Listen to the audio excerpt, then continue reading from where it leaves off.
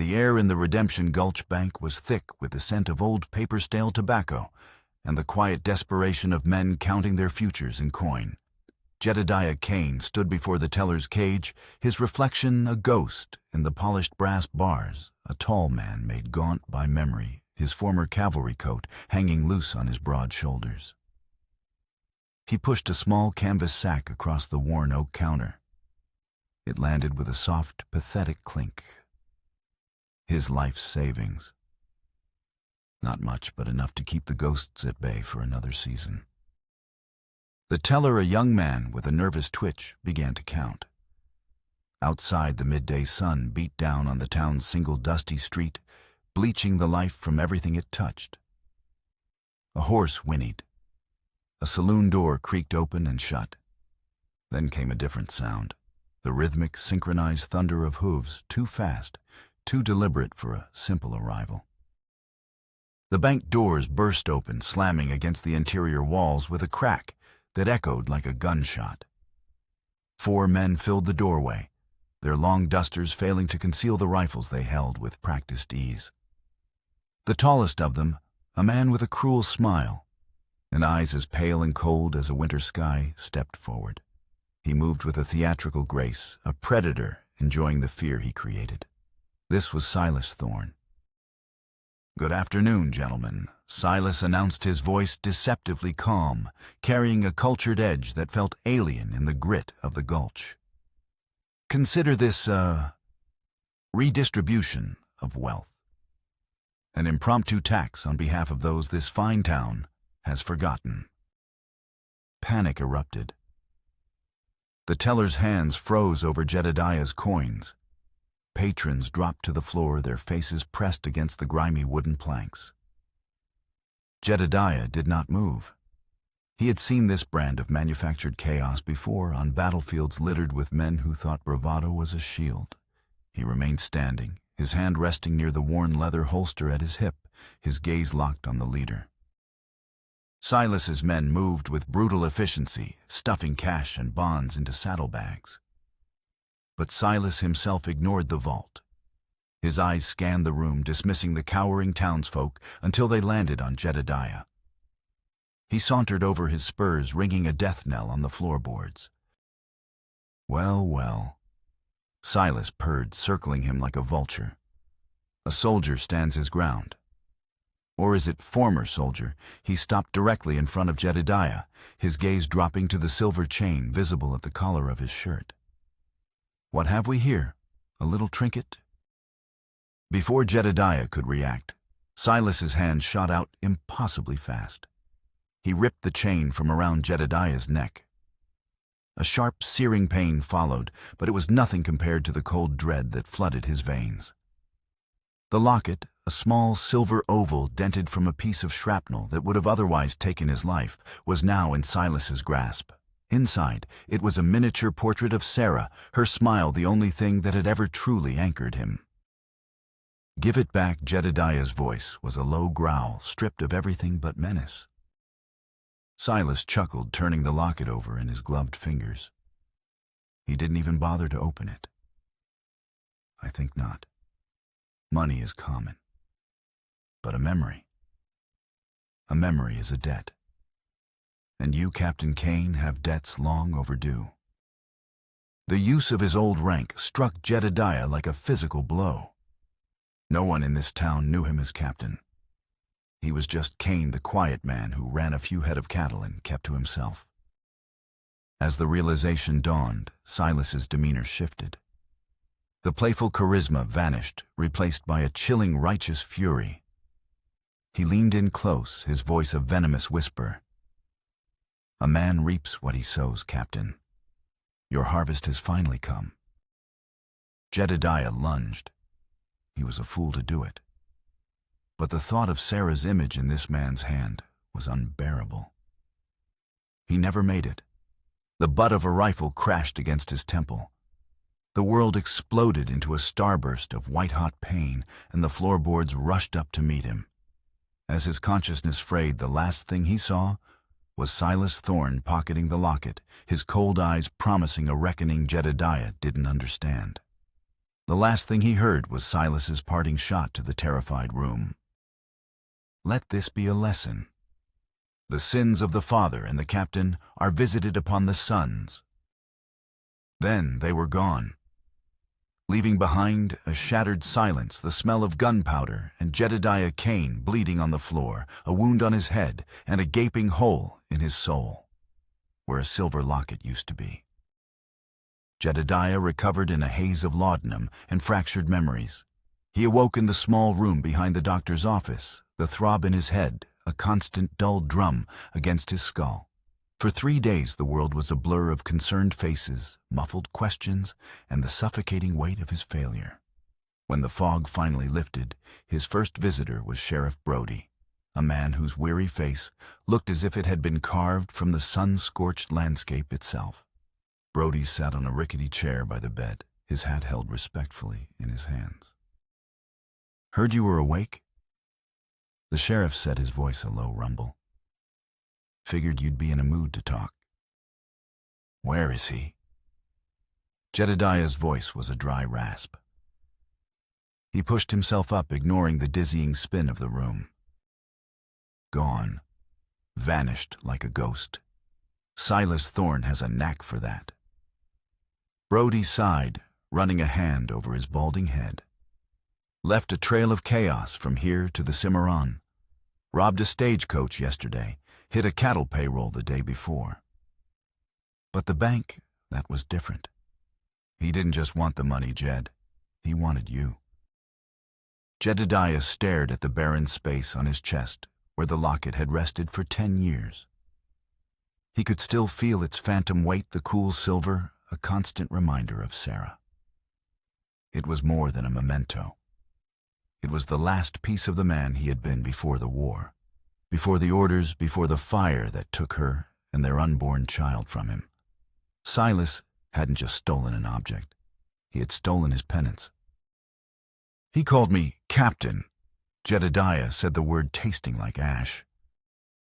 Brody's brow furrowed. "I know. My deputy heard it. You never told me you were an officer." "It's a life I buried." Jedediah swung his legs over the side of the bed. The scorched earth of the territory stretched out beyond the window where the heat shimmered like a phantom lake. He saw the landscape not as it was, but as a canvas for his grief. The red sand glowed like the embers of the fire that had consumed his home. The jagged mesas stood like tombstones against the unforgiving blue sky. This land had taken everything from him once. He wouldn't let it happen again. "Some things don't stay buried," Brody said quietly. "Especially not out here. Silas Thorne is the son of Marcus Thorne." The name landed with the force of a physical blow. Marcus Thorne was more than a cattle baron. He was the architect of Redemption Gulch, the unseen hand that owned the bank, the general store, and the souls of most of its inhabitants. He was a man of immense power and influence, who ruled from a sprawling ranch that sat like a fortress in the heart of the valley. Their estranged, Brody continued anticipating the question. "Have been for years. Silas sees his father as the embodiment of greed, a man who built an empire on the backs of lesser men. He's been targeting his father's assets for months, a rebellion disguised as banditry. But you? You don't fit, Jed. What's your connection to the Thorns?" Jedediah had no answer. He knew of Marcus Thorne, of course. Everyone did. A man of iron will and a reputation for crushing any who stood in his way. But he'd never met him, never crossed him. The name held no personal significance. Over the next few days, as his body healed, Jedediah moved through the town like a wraith. He saw the fear in people's eyes and the way they averted their gazes when he passed. He was no longer just a quiet rancher. He was the man the devil had called out by name. He learned what he could about the Thorne dynasty. Marcus the Patriarch was a figure of mythic ambition. Silas the prodigal son was a specter of righteous fury. They were two sides of the same corrupt coin, a family tearing itself apart, and somehow he was caught in the middle. One afternoon, sitting in the shade of the livery cleaning a revolver that felt heavier than it used to, he watched the daily stagecoach arrive, kicking up a cloud of ochre dust. A woman descended, her posture ramrod straight despite her simple travel-worn dress. She was not like the other women who passed through town, hardened by the trail or fleeing a past. There was a quiet dignity about her, a reserved intelligence in the way she surveyed her surroundings. Her name, he would later learn, was Eloise. She clutched a small valise and a letter of introduction, and when she asked for directions, her voice was clear and steady. She was headed for the Thorne Ranch. She was to be the new governess for Marcus Thorne's grandchildren. Jedediah watched her walk toward the Thorne wagon, a small solitary figure about to step into the lion's den. He felt a pang of something he couldn't name, pity perhaps, or a shared sense of impending doom. They were both outsiders about to be consumed by the same powerful family. But that thought was fleeting. His purpose had already crystallized, solid and sharp as a shard of obsidian. He would not wait for Sheriff Brody's methodical by-the-book investigation. He would not wait for Silas to strike again. He had lived in the shadow of loss for too long. This time, he would be the one to cast the shadow. Jedediah found Sheriff Brody in his office, a cramped room that smelled of dust and stale coffee.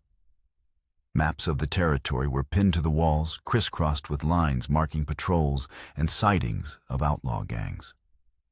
Brody looked up from his paperwork, his expression already one of resignation. "Don't do it, Jed," he said before Jedediah could even speak. "I'm not asking for your permission."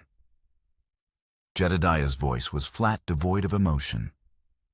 He placed a freshly oiled rifle on the sheriff's desk. "I'm asking for ammunition and a map of the northern territories, the ones your deputies don't patrol." Brody leaned back in his chair, the wood groaning in protest. "This isn't your fight. This is a family war between a tyrant and his mad son. You're just a piece on their board. Let me handle it." He made it my fight when he took that locket. Jedediah's hands clenched into fists at his sides. He took it. "I'm getting it back. End of story." His tone was clipped each word, a final non-negotiable command. It was the voice of Captain Kane, the one he thought he had left for dead on a battlefield years ago. "And what happens when you find him?" Brody challenged, his voice rising. "You'll be one man against a whole gang. Thorne's gang is loyal, and they are killers. This is a suicide mission." "I've been on suicide missions before." Jedediah set his eyes as hard as granite. A heavy silence fell between them. Brody studied him, seeing not just the grieving widower, but the disciplined officer beneath. He knew he couldn't stop him. He let out a long, weary sigh and pushed a box of cartridges across the desk. "The North Pass is treacherous this time of year," he said, his tone shifting from authoritative to advisory. "But there are old mining trails Silas might use to stay hidden. He'll be heading for the canyons near Devil's Tooth. It's his preferred hiding ground." He tapped a location on a well-worn map. "But be smart about it, Jed. He's expecting you. That whole performance at the bank was an invitation. He wants you to come after him." "Good," Jedediah said, grabbing the box. "Then he won't be disappointed." As he turned to leave, the memory of Silas's words echoed in his mind, that strange, eloquent threat. "A man reaps what he sows, Captain. Your harvest is long overdue." It was a declaration, a judgment.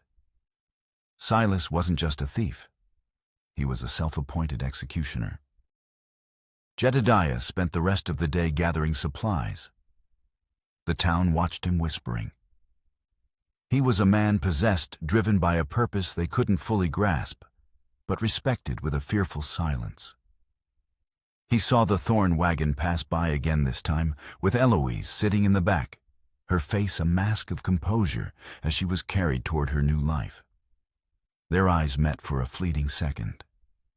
He saw a flicker of apprehension in hers, and perhaps she saw the storm gathering in his. By dusk, he was riding out a lone figure moving against the bleeding sunset. The lights of Redemption Gulch faded behind him, and the vast, menacing silence of the desert enveloped him.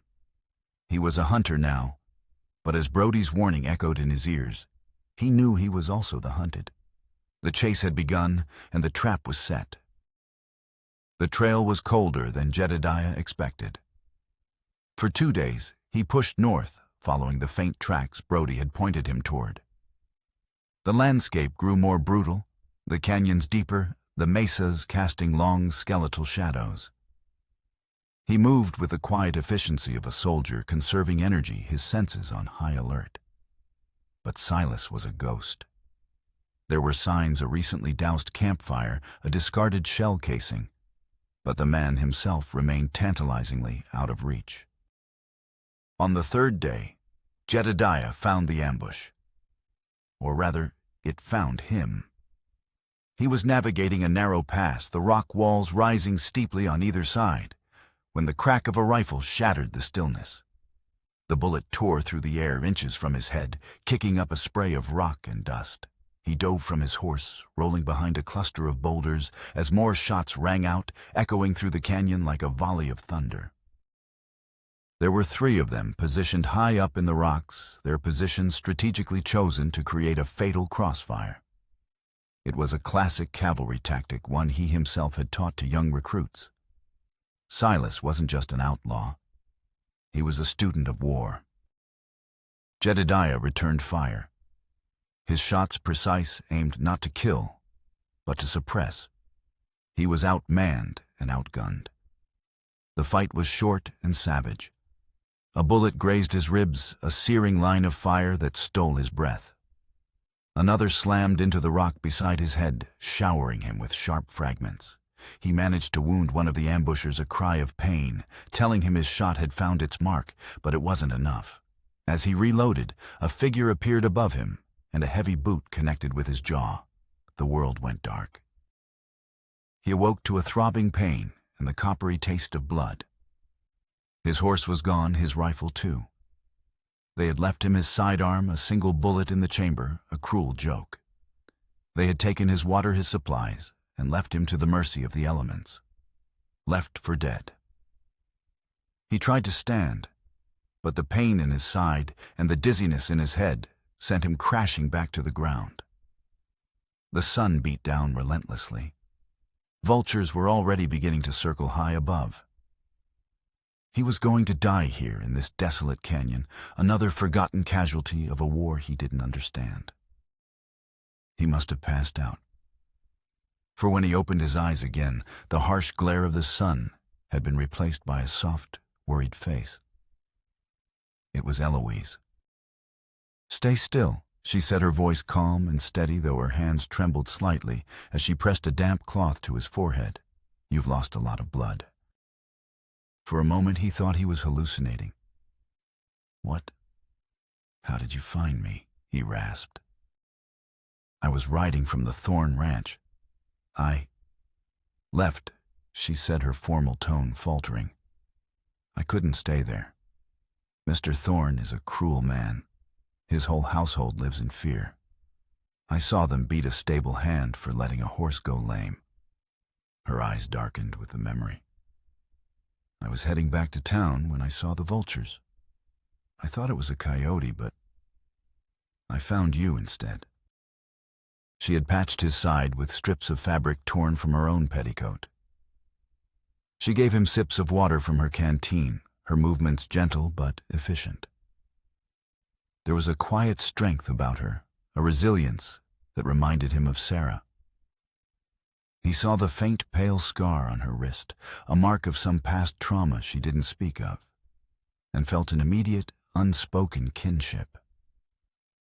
They were both survivors marked by a world that had tried to break them. Over the next 2 days, she nursed him in the meager shade of a rocky overhang. She had found his horse grazing peacefully in a nearby ravine. She retrieved his revolver. She shared her limited food and never once complained. She spoke little of herself, but he learned she was an orphan from the East who had come west seeking independence, only to find a different kind of servitude. Marcus Thorne treats everyone like property, she explained one evening as she tended to the fire. His family, his workers, this whole valley. He believes his wealth gives him the right to be judge and jury. And his son. They speak of Silas like he's a demon. But I heard the whispers among the staff. They say Silas is only giving his father what he deserves. As his strength returned, a new resolve formed within him. He was no longer just hunting for a locket. He was chasing a truth that was far more complex than a simple robbery. And now he was not alone. Eloise, in her quiet, determined way, had become an unlikely ally. "When I'm able," he told her, his voice stronger now, "I'm going after him again." She looked at him, her gaze direct. Not to kill him. It wasn't a question. To understand, Jedediah admitted, and to get back what's mine. Eloise nodded slowly. Then we'll need more than just guns. We'll need answers. And I think I know where we might start looking for them. She hesitated, then added, "At the ranch in the main house, there's a study. Marcus Thorne keeps everything under lock and key. But his late wife? She had a private sitting room. It's been left untouched since she died. The staff call it the ghost room. I think whatever secret is tearing this family apart, it started in there." Returning to the Thorne ranch was a fool's errand, but it was the only move they had left. Under the cloak of a moonless night, they tethered their horses in a grove of cottonwoods a mile from the main house. Jedediah, still sore, but driven by a cold fury, moved with the stealth of a predator. Eloise, who knew the layout of the grounds, was his guide. They slipped past the sleeping bunkhouse and the watchful eyes of the ranch hands, their shadows merging with the greater darkness. The main house was a monument to Marcus Thorne's ego, a sprawling two-story behemoth of dark timber and stone that loomed against the starry sky. Eloise led him to a small rear window, one she knew had a faulty latch. Inside the house was silent, filled with the scent of beeswax and expensive leather. They moved like phantoms through the opulent halls, the portraits of stern-faced Thorne ancestors watching them with painted eyes. The late Mrs. Thorne's sitting room was at the end of a long, quiet corridor. The door was unlocked. As Eloise had said, the room was a shrine, perfectly preserved. Dust motes danced in the slivers of moonlight, piercing the heavy velvet curtains. A faint scent of lavender and decay hung in the air. A writing desk stood in the corner, its surface clear save for a silver-framed photograph of two young boys. One with Marcus's confident smirk, the other smaller, more serious. Silas and his brother. While Jedediah stood watch, Eloise began a careful search. She moved with a quiet purpose, her knowledge of such households giving her an instinct for hidden compartments and secret spaces. She checked behind loose wallpaper, tapped the floorboards, and gently probed the spines of the leather-bound books on the shelves. Finally, tucked away inside a hollowed-out copy of the family Bible, she found a small, leather-bound journal. The handwriting inside was elegant but frantic. The ink bled in places as if from tears. It was the journal of Lillian Thorne, Silas's mother. They huddled together, reading by the faint moonlight. The early entries were filled with love for her husband and her two sons, Silas, and the younger one, Thomas. But the tone grew darker, more desperate as the years passed. She wrote of her husband's insatiable ambition, his obsession with acquiring land, particularly a stretch of fertile ground known as Miller's Creek. She detailed his growing frustration with the homesteaders who lived there, families who refused to sell. Then came the chilling entries. Marcus, she wrote, had been a major in the cavalry before building his empire. He still held sway with his old contacts. He began speaking of clearing the valley, of using the army to remove the squatters under the guise of military necessity. Jedediah's blood ran cold. He remembered Miller's Creek. He had been there. The final entries were almost illegible, a frantic scrawl of grief and horror.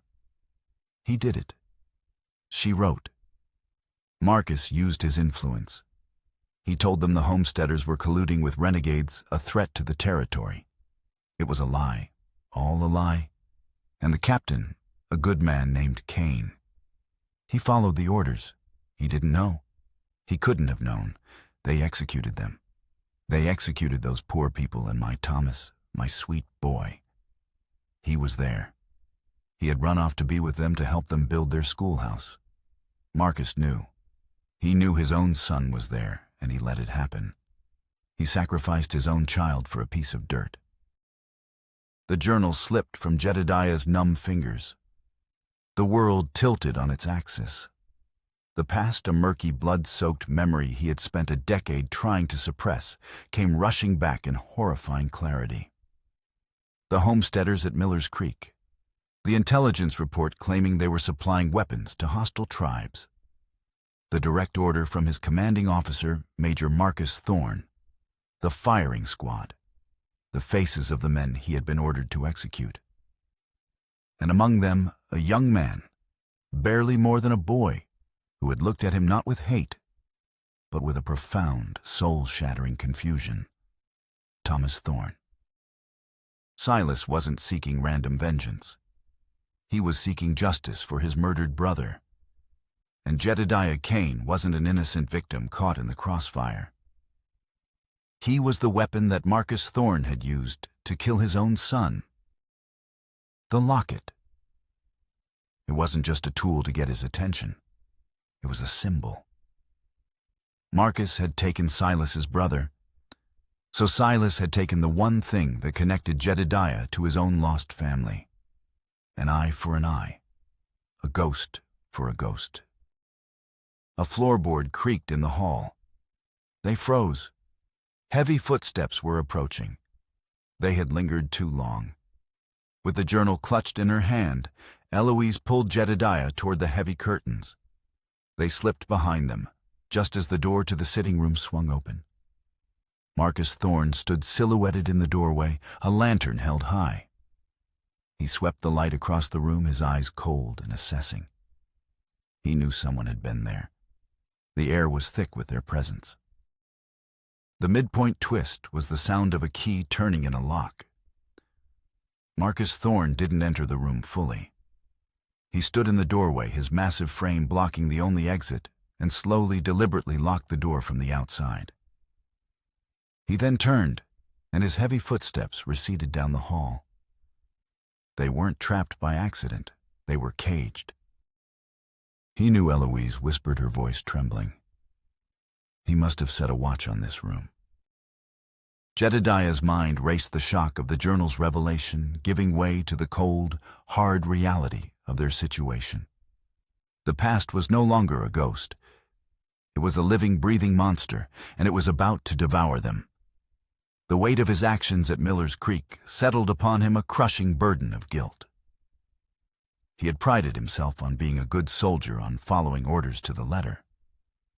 But he had been a pawn, his honor manipulated to serve a land baron's greed. He had pulled the trigger, but Marcus Thorne had aimed the gun. The window, he said, his voice a low command. They moved to the heavy drapery, easing it aside. The window overlooked a narrow stone balcony 2 stories up. Below, the manicured lawn of the Thorne estate stretched out into the darkness. It was a dangerous jump, but it was their only chance. As Jedediah forced the old window open, the sound of raised voices echoed from downstairs. Marcus Thorne was rallying his men. A dog began to bark, a frantic, angry sound. They had minutes, maybe seconds. Jedediah went first, swinging his legs over the sill and dropping onto the cold stone of the balcony. He reached back, helping Eloise through.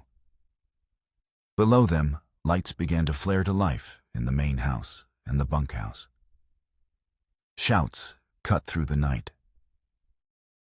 This way, he urged, leading her along the narrow ledge toward the thick branches of an ancient oak tree that grew close to the house. The jump to the first sturdy branch was a leap of faith. He made at his wounded side, screaming in protest. He turned, holding out a hand for Eloise. She didn't hesitate. She took his hand, her grip firm, and swung across the gap. Gunshots erupted below. Bullets splintered the wood of the balcony where they had just been standing. They scrambled down the tree bark, tearing at their hands and clothes, and hit the ground running. They fled into the darkness, the sounds of the huntmen shouting, dogs baying, pursuing them. They didn't stop until the Thorn Ranch was a distant cluster of angry lights, and their lungs burned like fire. They had the truth, but the truth had made them fugitives. The next morning, they found wanted posters nailed to the stagecoach station in the next town over. Jedediah Kane and accomplice. Wanted for breaking and entering theft, and the attempted murder of Marcus Thorn. Thorn had twisted the narrative, painting them as criminals using his power to turn the law itself against them. Sheriff Brody would be honor-bound to pursue them. They were alone, hunted by both the law and the lawless. He's erasing the truth by burying us in lies. Eloise said, her hand resting on the precious journal tucked inside her satchel. What do we do now? They were fugitives, but they had a purpose. The journal was their only weapon. Jedediah knew he couldn't simply ride in and present it to Sheriff Brody. Thorn's influence was too great. The evidence would be dismissed and they would be hanged. They needed more. They needed a confession. And there was only one other person who knew the whole truth. We have to find Silas, Jedediah said, the decision settling in his gut with the weight of cold steel. This started with him. It has to end with him. The hunter had become the supplicant. He was no longer seeking revenge against Silas Thorn. He was seeking an alliance. He had to convince the man who hated him most in the world that they were on the same side, united against the true villain, his father. The journey to find Silas was fraught with peril. A desperate race against Marcus's pursuing posse and the ever-watchful eye of the law. They rode hard, avoiding towns and main roads, their faces etched with exhaustion and grim determination. Jedediah's guilt was a constant companion, and the face of young Thomas Thorn burned into his memory. He wasn't just fighting for his name or his life anymore. He was fighting for a redemption he knew he might never deserve. Finding Silas Thorn was like tracking smoke. He and his gang moved through the Badlands with an almost supernatural ability to disappear. But Jedediah had one advantage: he knew how Silas thought. Silas was a performer, a man who saw his vengeance as a grand theatrical production. He would want an audience for his final act. He would want to return to the heart of his father's empire. Jedediah and Eloise rode toward Redemption Gulch, circling wide around the valley, watching from the high ridges. They saw Marcus Thorn's men patrolling the borders, a veritable army sealing off the town. But on the third night of their vigil, a storm began to brew. The sky turned a bruised purple, and the wind howled through the canyons, carrying the scent of rain and ozone. A storm was the perfect cover. As lightning split the sky, illuminating the valley in stark, jagged flashes, they saw them, a group of riders moving swiftly, using the chaos of the approaching storm as their shield. It was Silas and his gang, heading not for the town, but straight for the Thorn Ranch. "He's going home," Eloise whispered, her voice barely audible over the rising wind. "To finish it," Jedediah added.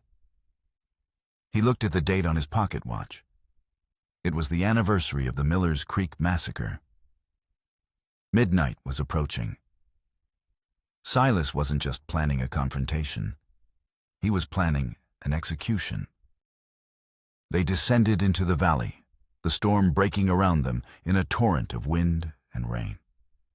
By the time they reached the Thorn Ranch, chaos had already taken hold.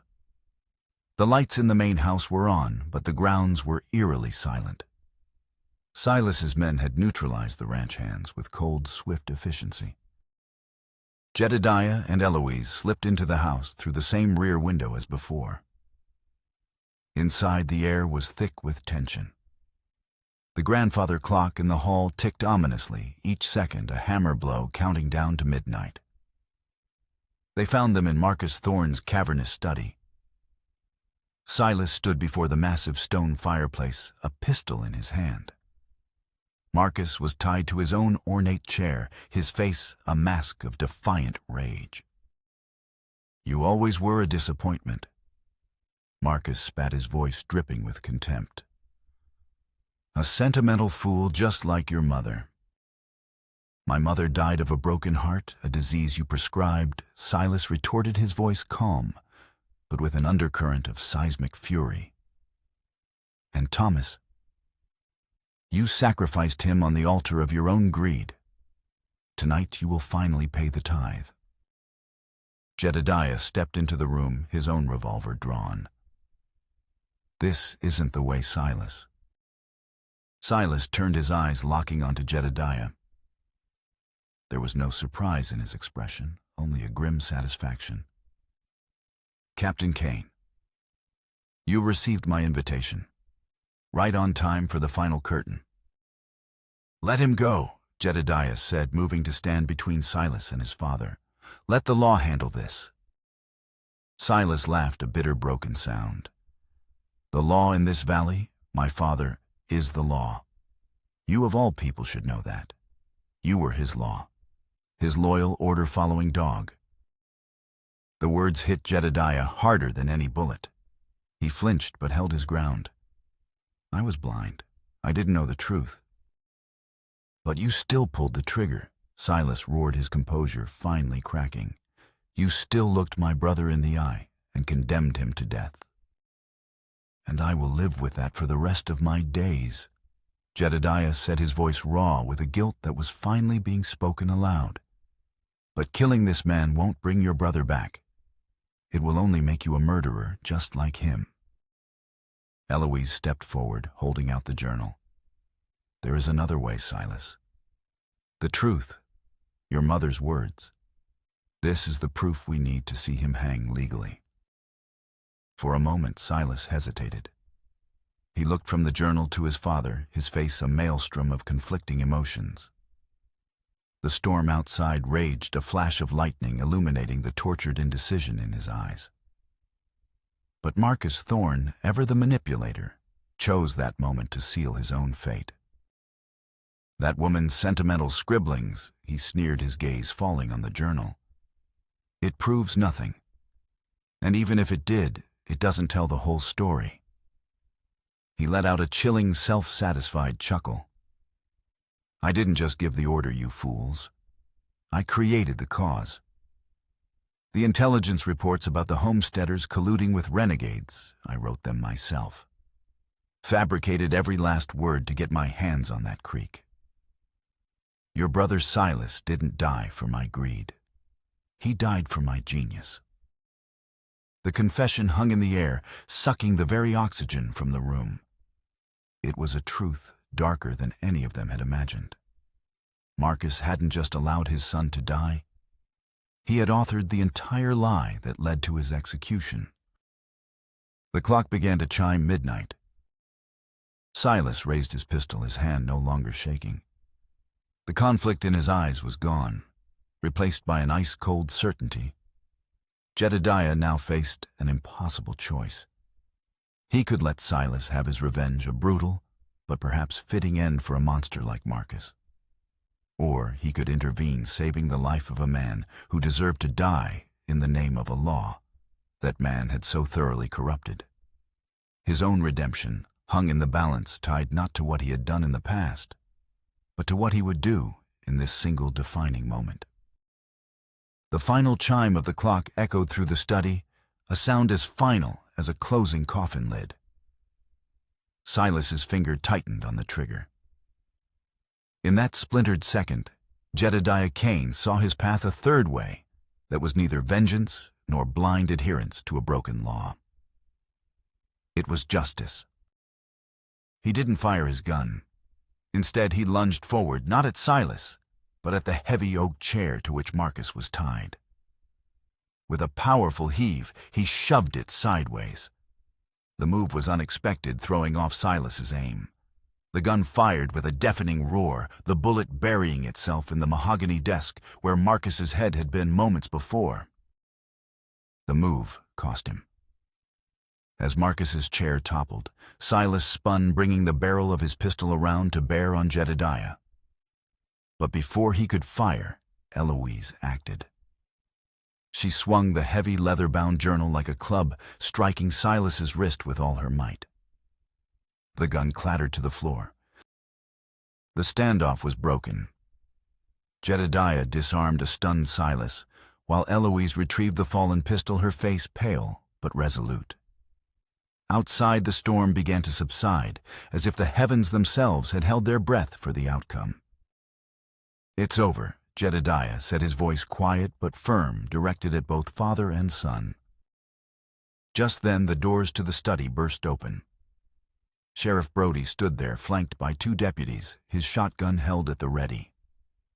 He had seen the lights, heard the shot, and had finally come for them all. He took in the scene: Marcus tied to a chair, Silas disarmed, and Jedediah and Eloise standing over them, holding the weapons. "Jedediah," Brody said, his voice heavy with grim duty, "drop the gun. It's not what it looks like." Sheriff Eloise said, her voice clear and strong. She held up the journal. "The proof is in here, and we have a confession." She looked directly at Marcus Thorne, who was struggling against his bonds, his face purple with rage. He confessed, Sheriff. He admitted to fabricating the intelligence that led to the Millers Creek massacre. He did it to steal their land. Brody's eyes shifted to the cattle baron, a man he had served, and on some level feared for years. He saw the truth in Marcus's sputtering, venomous denials. He saw the cold, broken grief in Silas's eyes, and he saw the hard-won clarity in Jedediah's. In the aftermath, the truth unspooled. With the journal as evidence and Jedediah's testimony as a corroborating witness, the foundation of Marcus Thorne's empire crumbled. He was arrested, his power evaporating like mist in the morning sun. The story of his deception of a father, sacrificing his son for profit, sent shockwaves through the territory. Silas was taken into custody, but he was no longer seen as just a cold-blooded outlaw. He was a tragic figure, a son pushed to extremism by an unforgivable betrayal. During the transport to the territorial prison, Jedediah visited him. There were no grand speeches, no easy absolution. "I am sorry for my part in what happened to your brother Jedediah," said the words heavy with a decade of unspoken guilt. Silas looked at him, his pale eyes holding a flicker of something other than hate. "You followed orders, Captain. It's what soldiers do. My father, he's the one who gave them." He reached into his coat pocket and produced the silver locket. He pressed it into Jedediah's hand. "Your debt is paid." Before he was led away, Silas accepted a deal. In exchange for a lesser sentence, he would testify against his father, ensuring Marcus would never see the outside of a prison cell again. His quest for vengeance was complete, not with a bullet, but with the unassailable weight of the truth. He disappeared into the legal system, his name a whisper, his personal war finally over.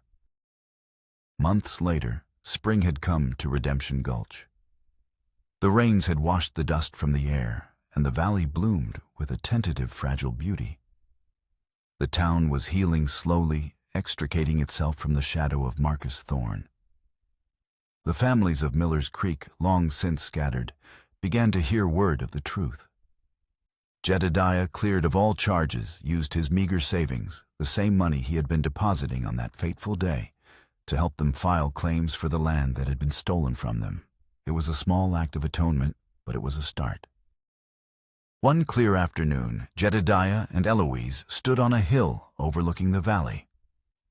The air was warm, and the future felt for the first time like a possibility rather than a threat. He held the silver locket in his palm, the metal warm from the sun. With a steady hand, he opened it. The tiny painted face of his late wife, Sarah, smiled up at him. For years looking at it had brought a sharp, stabbing pain. Now, for the first time, he felt only a gentle peace, a quiet sense of closure. "She would have liked you," he said softly, showing the portrait to Eloise. "You have the same strength." Eloise placed her hand over his, her touch both a comfort and a promise. "You honored her memory, Jedediah. You chose justice over vengeance." He closed the locket and slipped it into his pocket. It was a part of his past, but it no longer defined his present. He then reached into another pocket and took out a small, simple ring he had forged himself from a horseshoe nail. It was dark, solid iron, rough on the outside, but hammered smooth on the inside.